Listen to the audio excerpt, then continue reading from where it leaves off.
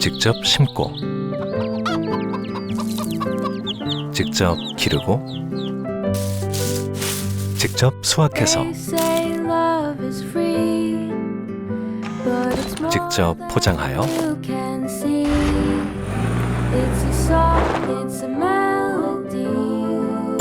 직접 전해드리는 일까지. 이 모든 것을 직접 하는 이유는 우리가 가장 잘할 수 있는 일이기 때문입니다. 자연의 완전함을 전합니다. 포프리. 다음 사연인데요. 오이야 님이에요. 정선혜 씨가 소개해 주세요. 오이야. 큰애가 올해 5살이랬습니다. 얼마 전 어린이집에서 호출이 있었어요. 평범한 상담인 줄 알았는데 어린이집에 갔다 온 아내는 그날 저녁 대성통곡을 했다가 화를 냈다가 결국 며칠 몸져 누웠었습니다. 어린이집 원장님께서 저희 애가 아무래도 자폐인 것 같다며 병원에 가보는 게 좋다는 말을 했다는 거죠. 저희 애가 또래에 비해 키가 성장 속도가 좀 늦긴 해도 말도 애들보다 빨리 했고 숫자나 다른 것들은 금방금방 했거든요. 그림책을 읽거나 자기가 좋아하는 걸 할 때는 넋을 놓고 봐서 저나 애엄마가 부르는 소리도 못 들을 정도여서 집중력이 좋다고만 생각했었어요. 그런데 어린이집에서는 그 부분 때문에 저희 애를 관찰하셨다고 하더라고요. 심각한 건 아니지만 그래도 혹시 모르니 병원에 가보고 만약 맞다면 부모가 잘 관리해 주시면 호전될 수 있다는 게 원장님의 의견이었어요. 그날 이후 집안 분위기는 말도 못합니다. 저는 애엄마 눈치만 보고 있어요. 저는 아닐지는 모르지만 그래도 병원은 가보자고 했죠. 애엄마는 병원을 왜 가냐고 난립니다. 우리 애 왜 병신 취급하냐고. 아내는 원장님 말을 믿을 수 없고 어린이집을 바꾸겠다고 난립니다. 우리 애가 왜 자폐냐고 말 같지 않은 소리라고요. 저도 당연히 우리 애가 자폐가 아니길 바랍니다. 정말 아닐지 모르잖아요.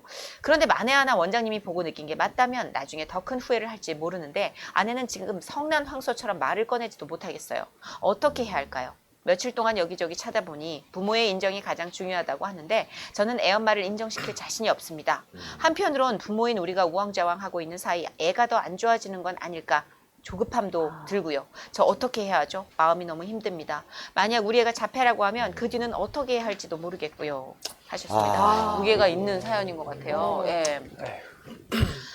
근데 정말 많은 엄마나 아빠가 이 아이의 병을 특히 정신적인 어떤 마음의 병 이런 자폐 관련된 문제를 인정하지 않아 하고 싶은 것 중에 가장 큰 원인이 제 생각에는 내가 잘못해서일까라는 거를 받아들이기가 너무 쉽지 않을 것 같아요. 내가 나쁜 부모일까? 이게 마치 당신의 아이가 자폐가 좀 있는 것 같아요 라는 말은 당신에게 좀 문제가 있는 것 같아요. 혹은 당신이 잘못 키운 것 같아요로 받아들이는 거예요. 그러니까 우리 애가 왜? 내가 왜? 저는 그 경우를 참 많이 봤어요. 그렇게 해서 못 받아들이는 경우를 참 많이 봤는데 그리고 특히나 유교 사상이 지배적인 우리나라에서는 몸이 조금 불편하거나 남과 다른 것을 훨씬 더 뒤떨어졌다고 생각을 하잖아요. 그게 다른 건데 맞아요. 틀렸다고 생각을 하잖아요. 그래서 숨기고 안 보이고 약점이라고 생각하잖아요. 이게 너무 뿌리 깊게 박혀 있으니까 우리가 아무리 세련된 교육을 받아도 그 정신적으로 세뇌된 일정 부분이 자유롭게 하지를 못하는 거예요. 캐나다나 다른 이런 분야의 선진국과 달리. 그래서 체계가 안 잡힌 거죠. 우리가 훨씬 더 우월한 민족성을 갖고 있음에도 불구하고 이런 양상을 보이는 질환에 대한 시스템이 선진국에 비해서 현저히 뒤떨어진 건 바로 이런 거거든요. 우리를 세뇌시킨 바로 그거.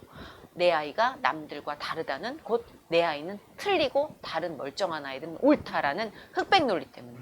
그래서 제 생각에는 남편분이 아내를 설득시키기 위해서 해야 되는 가장 먼저 우선시되는 거는 아내가 틀린 게 아니고 아내가 잘못한 게 아니고 당신이 문제 있다는 게 아니야.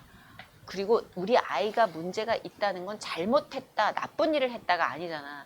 체크를 해서 빨리 바른 길로 갈 수 있도록 우리가 방향을 모색하는 거잖아. 지금 느끼는 이 얘기를 하셔서라도 끊임없이 하셔서라도 저는 병원에 가셔야 된다고 생각해요. 아버님께서 고민하시는 건 그거잖아요. 맞아요. 엄마를 어떻게 설득하느냐. 그거죠. 근데 그 어머니께 일단 이상할지도 모르니까 가자라는 말씀을 하지 마시고 아니 멀쩡한 애를 원장님이 또 오해하는 걸 수 있으니까 어느 정도 우리 아이가 멀쩡한지를 한번 우리가 반박 자료를 만들자라는 개념으로 그리고 멀쩡한 아이들도 가서 심리 테스트 받고 내 아이가 지금 어떤 생각들을 하는지 아이의 머릿속이 궁금하기 때문에 계속 상담 받게 해요. 그게 요즘 많이들 선택하는 부모님들의 교육 콘텐츠거든요. 그러니까 이거는 문제가 있을지도 모르니까 불안감을 조성해서 가는 게 아니라 우리 아이가 괜찮다고 나는 생각한다. 아직 조금 느리지만 뭔가 다르지만 나는 문제가 없다고 생각하지만 우리 생각에 힘을 실기 위해서라도 가야 된다. 가고 나서 들리는 그 일은 후차적으로 또 받아들여야 되는 거지만 일단 가는 게 급선무잖아요. 맞아요. 네, 그렇기 때문에 남편이 그쪽으로 가닥을 잡아서 설득하시는 게 어떨까 싶어요. 아빠가 일단 알게 되고 아빠가 중심을 잡을 수 있으니까 아빠가 엄마를 일단 두려움에 떨지 않도록 잘 붙들어 주시는 것도 필요할 것 같아요. 엄마는 또 아빠랑은 다른 결의 그 죄책감이라는 게 또 있을 수 있으니까. 화내지 마세요. 그 아내의 반응이 나와 다르다고 해서 아내를 야단치지도 화내지도 말으셨으면 좋겠어요. 그냥 먼저 준비된 사람들 또 아는 사람들이 움직이게 돼 있더라고요. 근데 그런 거를 먼저 아는 아빠가 있어서 너무 다행이다 생각이 되니까 잘 다독여 주시고 아마 여기서 나온 얘기들을 좀 취합해서 정리가 되실 것 같아요. 그래서 한번 나름의 지혜를 짜시길 바래요. 아유, 힘내십시오. 네. 걱정하지 마세요. 네. 네.